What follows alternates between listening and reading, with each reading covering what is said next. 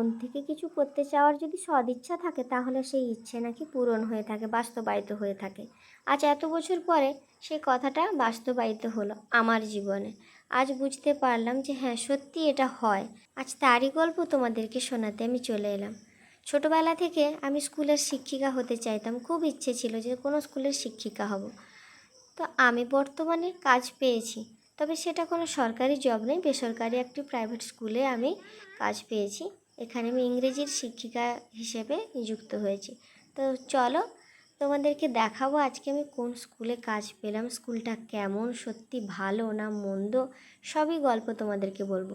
অবশ্যই স্কুল মানেই ভালো, যেহেতু শিক্ষা প্রতিষ্ঠান, ভালো না হয় খারাপ কেন হবে বলো। তো আমি স্কুল যাবো বলে আমি রেডি হচ্ছিলাম সকাল সকাল। আজকে কিসের জন্য একটা বার ছিল, তাই জন্য আমি খিচুড়ি রান্না করে মেয়েকে নিয়ে রেডি হয়ে গেছিলাম। আর এখন যে শাড়ির বদলটা দেখছো সেটার কারণ আর একটা রয়েছে। কারণ সেদিন মানে প্রথম দিন যখন আমি স্কুলে জয়েন করি, দিনটা ছিল 2রা এপ্রিল।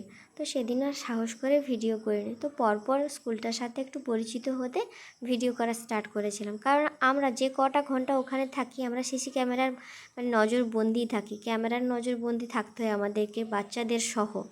কারণ বাচ্চারা অনেক হুটোপাটি করে, দুষ্টুমি করে, কে কোথায় চলে যাচ্ছে না যাচ্ছে সবটা লক্ষ্য নজরে রাখার জন্যই কিন্তু এই ব্যবস্থা। পারিশ্রমিক খুব অল্প হলেও পদটা কিন্তু ভীষণ সম্মানের। আমার খুব ভালো লাগার একটা পদ যা আমি পেয়েছি। এখন যেটা দেখাচ্ছি সেটা হলো স্কুল, তো তোমাদের আগেই দেখিয়ে দিয়েছিলাম, এটা হলো পার্ক। আর এইটা হলো ঠাকুর মন্দির, রাধা গোবিন্দের মন্দির সহ মালিকের বাড়ি।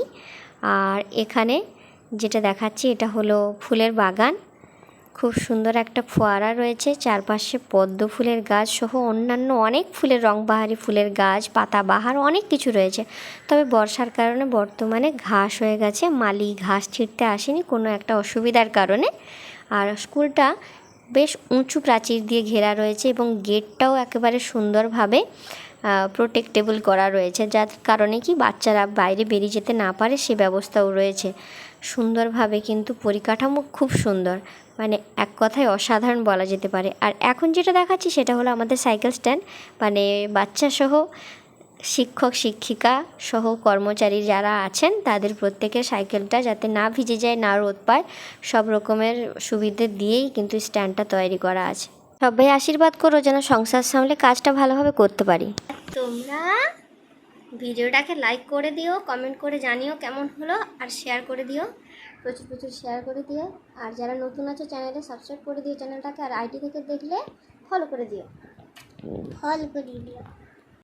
Bye bye, tata, bye bye.